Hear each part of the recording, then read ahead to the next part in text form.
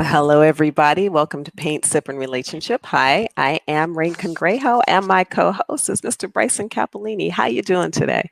I'm good, Rain. How you doing? I'm doing good. So it was hard picking this topic, but I think it's one that people really need to hear because I think a lot, especially a lot of women, go through it, and it's Mm-hmm. really about trust and trusting a man. Mm-mm. Um, it's Here we go. Mm. Here we go. Told you I was gonna get juicy I with it. see. I see. Um, but the title of this is "Let Me Love You," and I want to kind of be really transparent with people when it comes to even our relationship because unless you've lived it, sometimes people say, "Oh yeah, you can talk about it and this and that and the other," but if you really never, really never lived it, there's really not a lot of insight that you can give. True. So I want you to tell our audience how it was to just start talking to me, just dating me. How did that start out? Oh, it's always about you. Here we go. Man. Um, it all started 14 years ago.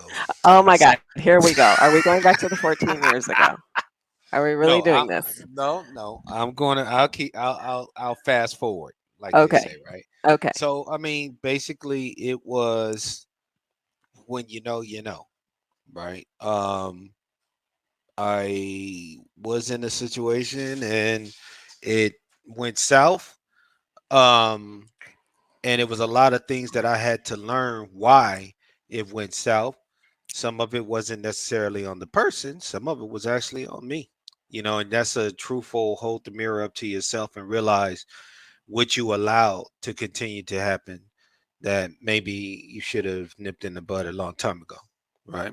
Mhm. So then moving forward, you come in with this new feeling of, okay, I'm not going to let that happen again. And this is what it's going to be. When you and I started talking, all that went out the window because it wasn't about none of that. It wasn't about the baggage you carrying, even if you don't realize it, or the guard that you put up, or the wall that you put up, right? From the previous situations that you may have been in, they may or may not even apply. And in this case, it Mhm. didn't apply. Mhm. It was, to be honest, it was having someone that's going to put it all on the table, put all the cards on the table. This is what it is. And, you know, basically, are you with it or not? And I think that was a difference than just the whole trying to court somebody and, oh, you're trying to show your best foot forward and do all the things that are the ideal, telltale signs that this person's a good person. I always say in the beginning, that's your representative. That's not Mhm. really you. That's Mhm. somebody coming in that's you on your best behavior, right? Right. But what about when you have a really messed up day and the real you comes out? And a Mm. lot of times that don't happen for months on end. Well, Mhm. when someone straight up tells you, like you did, and puts it all on the table, this is what it is, it's kind of hard to have to try to come in and bring in your representative because it's already out there. It's like it's almost like a job, right? A job interview. Here's the position. These are the what you need Mhm. to even be considered. Now, is this Mhm. gonna work for you or not? Mhm. Versus, oh, it's so great, and oh, we text each other, and oh, we on the phone till three, Mhm. 4 in the morning. Yeah, but that's not reality because yeah, you're doing that in the beginning, and your ass got to get up and go to work in the next 2 hours, and you're tired as hell. You know what I'm saying? So eventually that changes, right? But again, I think knowing that here's a person that's going to tell you, that's down to earth, that's going to keep it real with you, despite what other people, and that's another thing on that sale. Okay, let's just keep it real. Everybody got a history, everybody got a past. It doesn't mean that that's how you are in today's moment in time, that it might have been how you were before, Mhm. right? I've been on this Mhm. game 16 years. If you Mhm. take 16 years of your real life age right now and subtract that, are you the same type of person, mind frame, and thought that you was 16 years ago when you were younger? Probably Mm-mm. not. You know what I mean? The way you approach things is probably different. The Mhm. BS you allowed and put up with is totally different, right? So again, when you meet someone that is telling you and keeping it real with you, and not just saying keeping it real, but actually literally, this is what I'm going to want, this is what I'm going to allow, this is what I'm going to put up with. When you have that kind of situation from the beginning, you can't go wrong because the foundation is being built right then, Mhm. right? It ain't, oh, I didn't know. Oh, I had no idea because before you was like this and you was like that. No, it's, hey, you knew because when we first talked, I told you, this is where I am, right? And either you want to Mhm. ride with me or you don't. Right. I think when that came out, yes, you knew. You know what I mean? And then of course, you're gonna try to see how far you can go. That's normal. Yeah, she just saying that. Let me just see how much I can. Let me see if I can push the envelope. And then when that envelope don't get pushed, you realize, yeah, nah, she was real. She was right about that, or she was being truthful about that. And I think that's when that happens, you really realize, okay, yeah. So, like I said, when you know, you know. You just know if a person's gonna be like that from the beginning, then what can the end look like? What can the outcome look like? It's gonna be just as frank and straight because that's how it was started. Basically, how you started is how you're supposed to finish it. In other words, Mhm. you know, not so much finish it like it ends that way, but I mean just all the way through. Consistency, Mhm. right? What about you? Mm. It took me a lot to let go. And that's probably why you hint around to thus what I put on the table. True. Because I literally was sick and tired of being sick and tired, and I can't blame it on the man because and I tell people this all the time. If you look at the people that you're around, you're most likely the five people that you hang around. So if the five people that you hang around are scandalous and all of that, well, there's got to be some of that in you or some of that you're wanting because you're allowing it to happen. So any of the relationships that I was in had to do with me.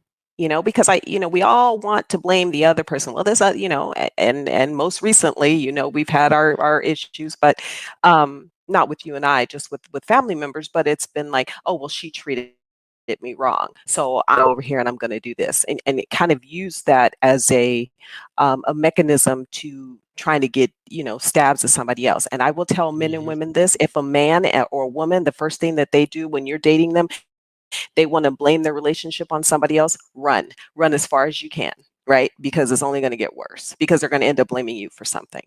But when you learn how to take the blame and place it on yourself and then start doing the inner work on yourself, then you understand the challenges you had, the mistakes that you had, and did you learn from those mistakes? And then moving forward makes it easy.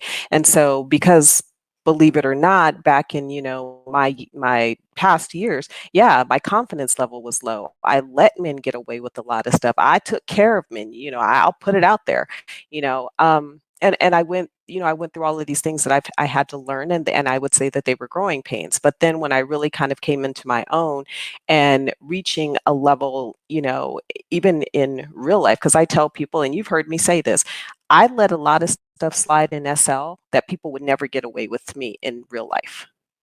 And and I think it was just because, some of the stories that I would hear about people or things like that, and dealing with them. But then what I had to realize is, no, I'm going to start treating you because this is who I am. I have to be true to myself. I can no longer, just kind of bow down because of we're in this virtual world and not realizing that this virtual world has real people behind it. Therefore, this is not a game. There is no winning in this game. Okay. Right. So once I kind of grew up and grew into myself and I started setting my boundaries and knowing what I would do and what I wouldn't do, that's when the game changed for me. That's when everything in my life changed because it was like, I am no longer going to go for the bad boy. Yeah, he may look good, okay? But guess what? He treats me like crap. But I got the man. He looked good. because that's what we always want to go for. That's not necessarily what we need. We're not always going to get the package of what we need in the package that we want, right? So you have to be open-minded enough and see past certain things in order to get through to what you really want. So in dating you, it was very hard because you remember I'll tell people, I'll be honest. I used to call Bryson my sweet November because he was, to me, he was my sweet December. We started dating in December, but he was my sweet December, and I'm like, okay, well, December to January. By end of January, you got to be gone. You've had 30 days. We've had a great run, and I kind of went through that thing. So that was a whole another issue. It sure was because But that this sucked. time, But anyway, go ahead. it I did ain't stick. gonna lie, You that still bring sucked. it up to me today. You still Yes, bring it it up did. to me today. But but through time, you know, I've kind of let go of that. And I mean, I it took me months to for you to just like hold on and tell me certain things and keep me engaged and things like that, because I was just like, I would pull away, and the more I would pull away, the more close you would pull me. But then I had to realize the reason that this was happening was because of my past, and what I allowed myself to believe in my past was no longer my past. I'm in the future. I'm in my present. Now, if I want to have what I say that I want and what I wanted to manifest, I can't keep running back. We have to let the hard stuff go. And a lot of people don't realize that, yes, letting go is hard. But if you want to move forward and you want to have something better, you have to let go of what that was beforehand, before you move into that. And I never tell people to jump from one relationship to another, because then you start bringing baggage with you. But if you learn in between that time of what to do, what not to do, it makes it easier. And so I think just over this past, you and I talk in seasons. So over this past 3 seasons, we've been able to kind of really get to know each other. We know each other's movements. We know each other's likes, dislikes. We know how to talk to each other. We know what to say to get under each other's skin, and then we know those boundaries. And so, because of that, we've learned how to respect that as a whole. And so, it's made it easier for me to love you and to fall in love with you over and over again every single day. So, I think that's really what you did for me, is you brought the consistency in everything you said from the beginning. When I laid down the gauntlet, you were like, okay, and you're right, you had a choice to either leave or stay. You chose to stay, and you have literally not passed those boundaries at all till this day. Hmm. Okay, ladies and gentlemen, you heard it right there. So, later on, if we get into other paint sips and relationships and other stuff come up, we can always refer back to season 2, episode 4, that says, I'm just keeping it real. The guy stayed consistent, right? No, but I mean that's to me, I think that's really what it is. Consistency is key. If you consistently see this person is not the one, why are you still hoping for things to turn around and get better? It may not. You know what I mean? So, but let me love you. That's a great title for this episode. That's great that you picked that. So tell me this real quick before we wrap this one up. Hmm. Um, when because again, now remember, in SL, you don't have other things to work with. You know what I mean? You just have, your avatar, maybe the person's voice. Of course, you got the person's history because everybody knows somebody. What makes you say, okay, despite all of that, despite all of what I heard, I'm still gonna give this guy a chance? You What want me to works be for you on that? you want me to be down and dirty with that? Yeah. Hmm. Okay. Down and dirty. What that person, what who you were with before, that might not have been the person for you. So we don't work for everybody. You have to find that person that works for you, Right. you know? And maybe, yeah, I was with you and this and that and the other. Maybe she's better for you. Maybe she's a better fit for you than I was.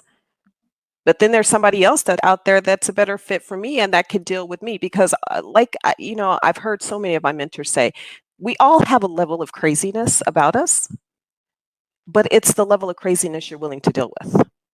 All of us Right. have that peak. We all have that boundary of, yeah, we'll go up to this, but after that, we're done.